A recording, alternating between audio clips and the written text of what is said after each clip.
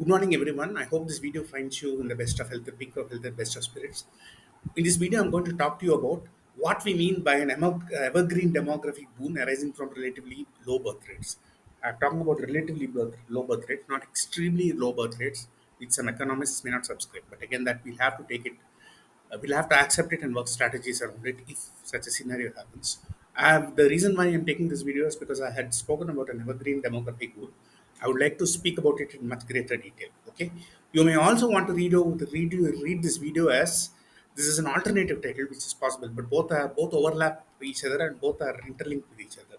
Why natalist? Natalist policies means policies which encourage more children. Pro-natalist. Exact opposite of pro-natalist is anti-natalist. Why natalist policies may have taken a dangerous right-wing turn, and why you may need course corrections immediately. Okay, let me begin by saying it's my personal conviction that low birth rates are far better. That's why I've spoken about low populations for the environment movement and high quality human resources. We need to have high quality human resources also. Okay, what I strongly believe is we have no other alternative and no other option also. Low birth rates must be treated as a new normal and strategies adopted accordingly. Different regions have different problems, so different regions need different strategies. No copy paste scholarship, no omnibus blanket proposals. Because again, Africa is different, China is different, USA is different, Japan is different, South Korea is different, Japan is different, North India is different, China, North South India is different. Okay, there is some pronatalist turn which is a bit alarming because this is aligned with the rise of the reactionary right after the collapse of the Soviet bloc. Because right wing driven by capitalists such as Elon Musk want more consumers for their goods. Okay, why do they never worry about population explosion in Africa? Why did they never worry about population explosion in India as it took place 30, 40 years ago? Of course, now that's no longer a problem except Bihar or some places. Okay, and I have spoken about the evergreen demographic boom in the previous video. I will explain it in my uh, uh, current video in greater level of detail. Read my papers capitalizing on the many benefits of low birth rates, why we need a low population for the environment movement and a high quality human resources movement. Also, read my book, Sound Population Management ad infinitum. How relatively low fertility rates can lead to an evergreen demographic boom. Also, read my book, Human Trusteeship of the Planet, Escalating the Human Movement to the Next Level. Okay. Watch my videos also. I made two videos on this topic. One is population management in the 21st century and beyond, taken in August 2024. Second one is why we need a low population for the environment movement, December 2021. We need a new generation of thought leaders here. No copy paste scholarship. India's concerns are, of course, different. Okay, we have a huge India, especially has a huge unrealized and untapped potential from a relatively poorly educated population. Okay, population is still poorly educated, and that can the potential arising from that can be tapped and realized. If realized, it can leapfrog India and catapult it to another lead. Same thing holds good for other developing countries also. Let me continue this video by saying explaining what environmental footprint is. Environmental footprint, also known as an ecological footprint, is a measure of the impact of a person, organization, or an activity based on the impact it has on the environment around it. What does it measure actually? It measures the amount of natural resource consumed and the waste generated in relation to the Earth's ability to renew this resource. This is a very common and very increasingly important concept in environmental studies. Okay, how is it measured? It is based measured based on the area of biologically productive land needed to produce resources and absorb waste. You can also explain this in terms of acres or hectares. Hectares is a metric version of acres, 1 by 100 of a square kilometer, and it also includes a lifestyle analysis. Okay, it can help people measure their lifestyle and see whether it is compatible with the environment or not. Okay, the concept of environmental footprint dates back to the year 1996. It's not that long ago, 30 years, less than 30 years, by William Rees and Mathis Wackernagel. Okay, in 2013 the European Union developed environmental footprint methods also. Okay, and there are many ways to reduce the environmental methods. First thing is promote recycling, have a more environmental friendly lifestyle, which again conflicts clashes miserably and horribly with some economic models. Okay, but again they'll have to solve these paradoxes eventually through better environmental science. The technology can help. For example, we had some refrigerator and other appliances causing damages, huge, humongous damage to the ozone hole, which was solved after the Montreal Protocol. Something like that must be put in place. Composting organic waste can be used. We avoid wasting food and materials. Okay, conserve battery power, reuse products, reuse existing infrastructure, etc. And environmental footprint, unfortunately, this is a sad reality, will keep on increasing as standards of living increase. People in and developing countries such as Bangladesh will have a much small have a, currently have a much smaller footprint than people in the USA. However, the environmental footprint of people in developing countries will keep rising rapidly and will start catching up with those of the developed world. This will create an environmental catastrophe. Okay, it will lead to a horrible situation, horrendous situation. And there is also a myth of a perfectly sustainable development. Of course, coal is being phased out. It is being phased out in the UK. It's dying in Germany and the US. But India will continue to burn coal for another couple of decades. Fossil fuels may be phased out, but this will again take a few decades to manifest and materialize because we have new sodium, new environmentally batteries such as sodium ion batteries, which are currently in research and development. This is happening extremely slowly. Okay, and countries like Slovenia, Croatia, Ukraine, Morocco, Botswana, Zambia, and other countries are also trying to phase out coal, but this will take a very long time. Okay, and some actions have been already taken to phase out fossil fuels. For example, we have COP28, Beyond Oil and Gas Alliance, G7, etc. Okay, let me next take you to the topic of pronatalism. What exactly is pronatalism?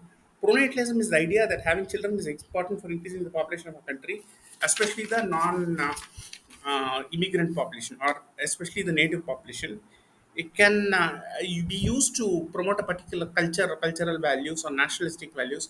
It is also used to promote resources for a particular product, good or service, and it is promoted by capitalists, which are also part of the right-wing spectrum. Okay, pronatalism is sometimes associated with imperialism, racism, eugenicism. I've written about eugenics previously, including positive and negative eugenics. Okay, this was promoted by Sir Francis Galton and others. He was an English explorer, anthropologist, and eugenist. He was a very controversial figure. It was later supported by the Institute for Study of Man and the other and some other institute. I was in touch with the Institute for Study of Man. It was active in the US and UK also. It had some supporters, but when I see the website, it seems to have changed their format radically. I do not know. Okay, the association. I mean, the key attributes of pronatalism are most of them are negative. First thing is promotes rapid economic growth, which will be good, but we need sustainable development also. It promotes religious conservatism and opposition to immigration. There is no concern for the environment, no concern for the quality of human resources, no concern for quality of education. It also is associated with the composition fallacy. Composition fallacy means you're not, suppose you're taking into account of uh, population. Okay, it is not a homogeneous unit or a homogeneous entity. Okay, it has wide variation in variables and attributes. This must be borne in mind. Our composition fallacy stands guilty of not taking that into account or consideration. Okay, some recommendations of pronatalism include the following. We do not support them at all. Financial incentives for families with multiple children, generous parental leave policies, affordable childcare, affordable housing, and subsidized education. It can only be supported in case where birth rates are extremely low, like Japan and China. Okay, again, no copy paste scholarship. Okay, and antinatalism is the exact opposite. It is a philosophical view that considers procreation to be unethical and humans should not have children. There are extreme positions on the antinatalist side also. Some people will also say it is morally wrong to have children because we're destroying, ruining the environment. Okay, and it says that bringing people into existence into this world is outright dangerous, harmful to the other species also. This may be right, but we humans also have the right to procreate responsibly and live in harmony with other species in the long term. That must be a long term goal. That's why I've written about a concept known as human trusteeship of the planet. Humans have the brains, they have the intellectual power, so they should be able to do it in the long term. I'm not saying this is a magic wand and it needs to be brought about overnight. It can happen in the long term. Okay, there are many important proponents of antilism. They are Juna Bars, Samuel Beckett, David Benatton, and Bogomil. He was a priest. And there is another important website. It's called www.stophavingkids.org. Stop Having Kids is the name of the association. It was founded in 2021 and has hosted demonstrations in Canada, Bangladesh, and Poland. There is another such think tank, anti-natalist think tank called Child Free India. It is a group of anti-natalists in Bangalore that gathered in 2019 to pledge a child-free life. Okay, they are also active on social media and they're trying, but it has so far it has only had a limited appeal. Okay, there is another this thing association called the Tribe of Samuel. This is a group of anti-natalist evangelists. Okay, this was founded by a married couple from Mumbai, the techie and a married computer teacher from Delhi and an actress from Bangalore. This again has had a limited impact for this as of today. And there's a much more radical organization known as Voluntary Human Extinction Movement. This group believes that human extinction is the best way for the planet and its non-habitant humans, other animals and plant species, flora and fauna to flourish. Okay, and it is also associated with the right to abortion. Okay, many people want to have abortion. We have concept. Many people have taken diverse stands on this issue, such as American Solidarity Party, Constitution Party, Democrats for Life in America, Libertarians for Life, Republic National Coalition for Life. Okay, what I personally believe is that we need via media solutions, epistemic coherence. That's what I've spoken about. We don't want to adopt extreme positions. I've spoken about ideal totality fertility rates. I've spoken about population management. Human livelihoods must also be taken into account and consideration. Our quality of resources is important. We need epistemic coherentism. Read my paper on epistemic coherentism, merger of small short-term considerations with long-term considerations, merger of local considerations with global ones, interdisciplinarity, justification of all policies on epistemological basis, and aeternism or thinking on long term. For example, we now have falling birth rates. This is something good and that must be welcome. Okay, I have also spoken about theory X and theory Y. Theory X means people produce a large number of children and take care of them and do not wish to take care of them, educate them. On the hand, theory Y is people have less number of children and give them a lot high quality education. Birth rates are falling because of many reasons. For example, educated parents want to educate their children better so that they can reap material benefits and put their children up in life. Increasing women's rights, women's emancipation, women's awareness, keeping up with the Joneses. People want their children to have higher status in society. Society frowns upon parents with more than two children. Increasing cost of healthcare and education. Increased heightened family planning awareness. Increased or heightened environmental awareness. Child labor laws that prevent children from working. Presence of social security systems that help people take care of I mean that take care of people in their old age. Children do not wish to support in their parents in their old age, so people stop having children. Higher individual savings arising from higher economic standards. People are too busy with their careers and cannot afford to raise kids. Women also increasingly work and cannot afford to take career breaks. Late marriages due to parents being busy with their own careers or pursuing educational goals. Substance and alcoholic abuse among parents. Preference for the male child declines as societies evolve and become more economically prosperous. High divorce rates lead to break up of family system and women no longer choose to have kids. Lowered fertility count and infertility arising from lifestyle changes such as stress and obesity. This is mostly biological, impacting biological and to some extent non-biological, but mostly biological. Absence of parental supporting systems in some societies. Grandparents no longer want to take care of the children, so you can't produce children and leave them with your grandparents. Decreasing job security and rising unemployment. Contraceptives. The prevalence of wide variety of contraceptives for both males and females.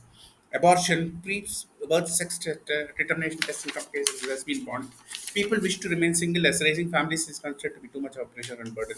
Lower child mortality means people choose to have less number of kids. However, this is being opposed by some people because of religious mores, nationalism. It has impact on birth rates. Ethnic rivalry. It also has impact on birth rates. Persisting poverty. In some places like Bihar, there's a large scale poverty and this leads to higher birth rates. There is lack of awareness in family planning among some sections of quarters of society, but this is rapidly declining now. There is a lack of awareness on environmental issues. Okay, improper government policy. Teenage pregnancies are concerned in some parts of the world. Okay, there are some pro-natalist policies by some governments. Okay, what I say is, it fall in birth rates must be welcomed. It is virtual manna from heaven. Okay, this is what we have been waiting for all along. And once we have received it, we should not pour contempt and scorn on it. Okay, now coming to the core and crux of my video, why will it cause an evergreen democratic boon? I'm let me make my stand and my case very clear. Anybody will agree with this. Parents will less children take care of the children better. Parents with less children educate their children better. It has been proven empirically from data all over the world. It is better from the For the environment, no brainer. More educated children will pay more taxes in the long term. More educated children will contribute better to the economy. Government coffers will increase, wages will rise, capital intensive industries can be promoted. We will move from unskilled labor to semi skilled labor. We will move from semi skilled labor to skilled labor. Parents will focus more on their careers and make the country more prosperous. Parents will save more for their old age, less congestion of cities, promotion of urban renewal and more urban space. Transportation problems can be solved, more per capita agricultural land, more inheritance per child, more equitable intergenerational transfer of wealth will happen. Smaller land holdings are unviable, so this will lead to bigger land holdings being bequeathed to children. Less social tensions. Problems of environmental pollutions will be solved. For example, Delhi's AQI is very high.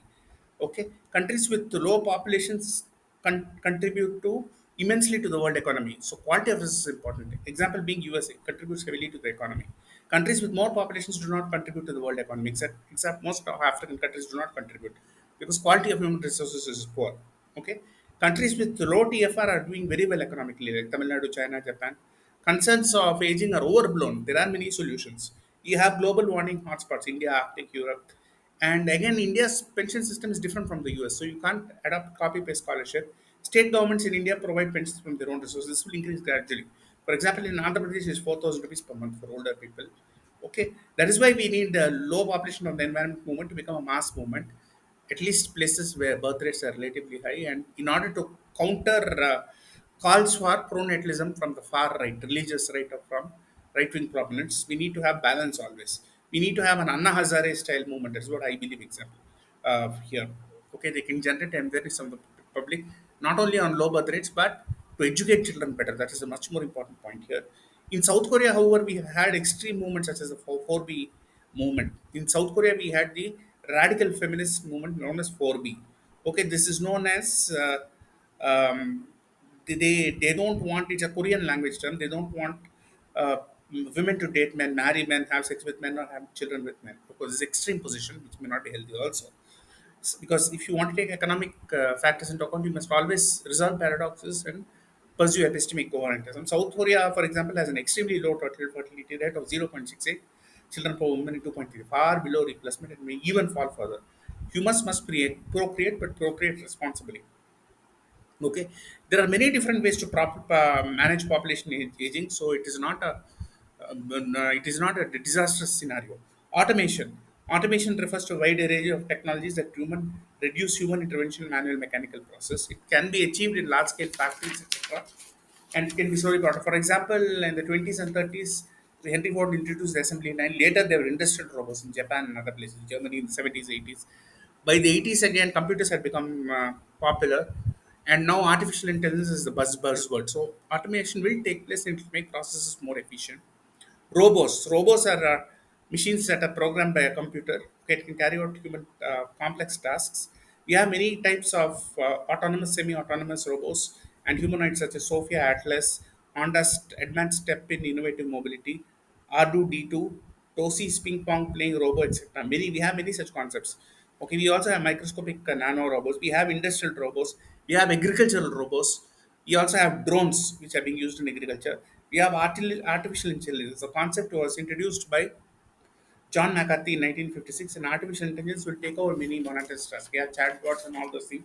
I think most of you are familiar with artificial intelligence. I don't want to go too much in depth into it. We also have agricultural drones. A drone is an unmanned aerial vehicle or a flying object with no human pilot, crew, or passengers in it. They're relatively new concepts and became widespread only around the turn of the century or after that. They're being used in aerial photography, surveillance, emergency response, disaster recoveries, and they can be used in agriculture, mostly scouting, yield optimization, monitoring crop yield, crop growth, crop health, field conditions, or crop production. They can reduce the need for manual labor considerably and to a very large extent, and they can make agricultural process much more efficient. They can improve the yield also.